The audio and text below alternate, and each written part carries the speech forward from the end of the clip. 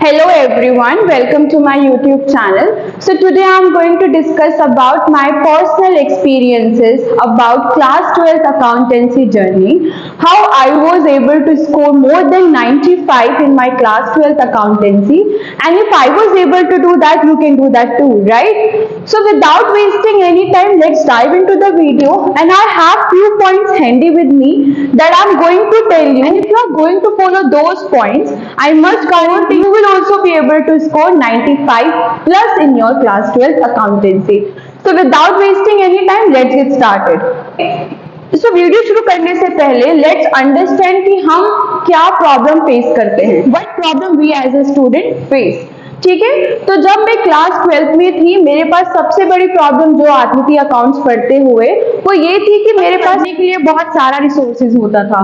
NCERT होती थी, एक साइड में रेफरेंस बुक को मैं रेफर करती थी, there are sample paper available, there are plenty of YouTube channels available, there are so many resources available on the internet, but what happens in the end, जब हम उन सब resources को digest करने की कोशिश करते हैं, it will ultimately leads to indigestion, right? तो जब आप वो सब रिसोर्सेज को मेरी तरह पढ़ने की कोशिश करोगे, आपको भी कंफ्यूजन होगा, समझ नहीं आएगा कि कहां से क्या पढ़ना चाहिए और आपको क्लास 12 की अकाउंटेंसी बहुत टफ लगती है।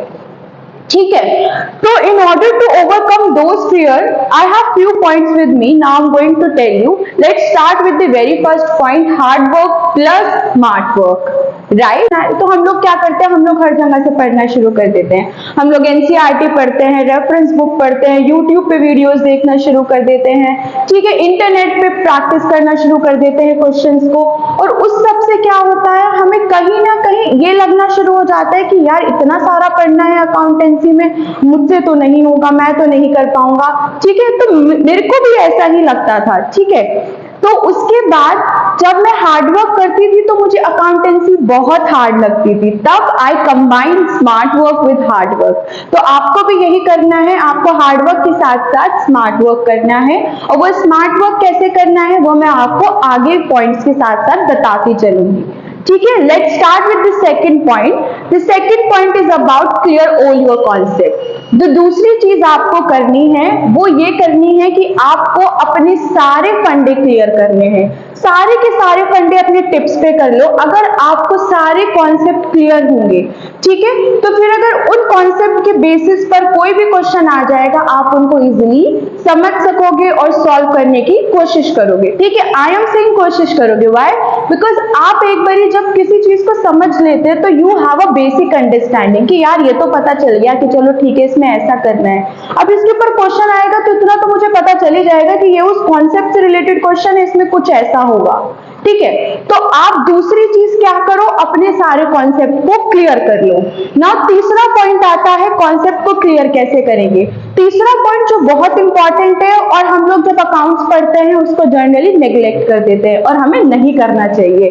ठीक है, जो मैंने भी एज ए स्टूडेंट उस चीज को नेग्लेक्ट करा था, तो वो है कि हम लोग थ्योरी पे बहुत कम एम्फेसिस देते हैं। जब हम लोग अकाउंट्स पढ़ते हैं तो हम लोग सोचते हैं अकाउंट सिर्फ प्रैक्टिकल प्रैक्टिकल प्रैक्टिकल।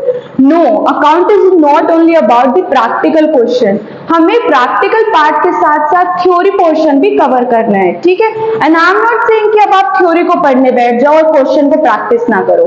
ठीक है, आपको थ्योरी ऐसे पढ़नी है कि आपको उस थ्योरी से फंडे निकालने हैं। ठीक है, जैसे मैंने आपको सेकंड पॉइंट में बोला, आप अपने कॉन्सेप्ट क्लियर करो। वो कॉन्सेप्ट कैसे क्लियर करोगे? थ्योरी पढ़ के। ठीक है, तो अब आप थ्योरी पढ़ो। थ्योरी पढ़ने से क्या होगा, एक तो आपका थ्योरेटिकल पोर्शन कवर हो जाएगा, दूसरा आपके फंडे सॉल्व हो जाएंगे। राइट, जब आपको फंडे सॉल्व हो जाएंगे, जब आपको फंडे क्लियर हो जाएंगे और आपके टिप्स पे रहेंगे, तो फिर आप कोई भी क्वेश्चन आएगा उसकी बेसिक अंडरस्टैंडिंग आपको होगी। ठीक है, सो 3 points that I have told you, hard work plus smart work. वो स्मार्ट वर्क कैसे करोगे? सबसे पहले सारे फंडे अपने टिप्स पे कर लोगे। फंडे टिप्स पे कैसे करोगे? थ्योरी पढ़ोगे। थ्योरी पढ़ने से क्या फायदा होगा? एक तो आपके फंडे टिप्स पे हो जाएंगे, ठीक है, आपको कॉन्सेप्ट क्लियर हो जाएंगे, और दूसरा आपका क्या होगा, जो हम लोगों के बोर्ड्स के एग्जाम में प्रैक्टिकल के साथ साथ थ्योरी क्वेश्चन आते हैं, आजकल तो एमसीक्यूज फॉर्मेट में आते हैं, तो आपको उसमें भी हेल्प मिलेगी। ठीक है, नाउ इसी से रिलेटेड है मेरा फोर्थ पॉइंट। जब आप अपनी थ्योरी क्लियर कर लोगे, आप अपने फंडे क्लियर कर लोगे, उसके बाद आपके आते हैं प्रैक्टिकल क्वेश्चन। ठीक है, अब आपको प्रैक्टिकल क्वेश्चन में क्या करना, सिंपली आपको उन फंडों के बेसिस पे उनसे रिलेटेड जितने भी क्वेश्चन है मिनिमम एक एक सॉल्व करने हैं। ठीक है, what I am saying, I will repeat, आपने जो जो कॉन्सेप्ट पढ़े उन कॉन्सेप्ट के बेसिस पे आपको मिनिमम एक एक क्वेश्चन कर लेने हैं, ताकि आपको ये अंडरस्टैंडिंग रहे कि ये कॉन्सेप्ट है और इस कॉन्सेप्ट के बेसिस पर ये पैटर्न का क्वेश्चन आ सकता है।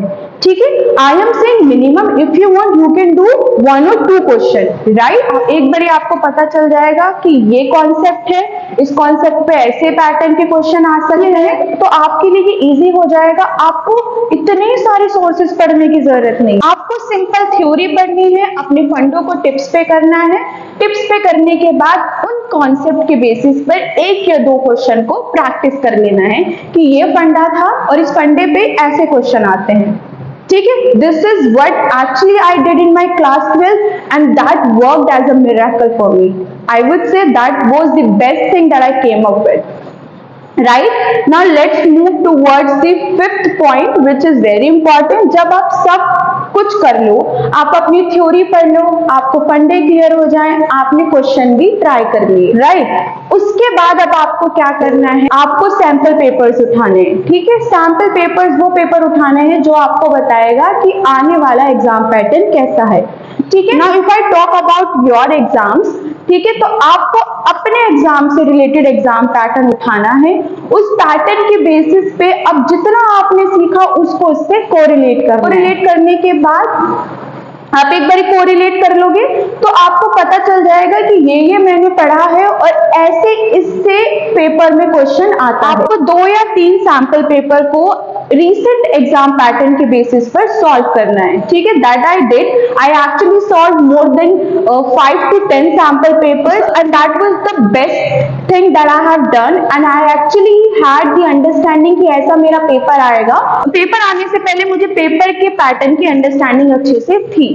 ठीक है, आपके पास अभी 5 पॉइंट है। अब let's move towards the next point. Next point है आपका कोई भी एक रेफरेंस बुक को रेफर करो। ठीक है, अब आपके पास एनसीईआरटी है, एनसीईआरटी में इतना प्रैक्टिस क्वेश्चंस नहीं होते हैं और ना ही इतनी ज्यादा इलैबोरेटली थ्योरी होती है, तो आपको एनसीईआरटी के साथ साथ कोई भी एक रेफरेंस बुक को रेफर करना है। Reference book of accounts such as आप डीके गोयल को रेफर कर सकते हो, आप टीएस ग्रेवाल को रेफर कर सकते हो, जो भी आपको अच्छी लगे उनमें से कोई एक बुक को रेफर करो थ्रू आउट योर सेशन। ठीक है, उसमें से आप जो जो ट्रिक्स मैंने बताई है उन सबको अप्लाई करके अपनी अकाउंट्स को प्रिपेयर करो, right. And last but not the least, as I have told you that this is my YouTube channel and I am sharing about my personal experiences. On the base of all those personal experiences, I am going to start my YouTube channel. After this video, I am going to upload the playlist of Chapter 1 Fundamentals of Partnership, जिसमें हम लोग सिर्फ उतना पढ़ेंगे जितना हमारे exam के point of view के लिए इम्पोर्टेंट है। हम लोग हार्ड वर्क के साथ साथ स्मार्ट वर्क करेंगे। ठीक है, तो मैं हमेशा से स्मार्ट वर्क में बिलीव रखती हूँ और मेरा चैनल भी उसी के ऊपर बेस होगा। ठीक है, तो will start the YouTube channel and will study the accountancy together with all the points that I have told you. Till then you just prepare all the things handy with you and we'll start our YouTube channel next week. Till then, take care, see you in the next video. Bye bye.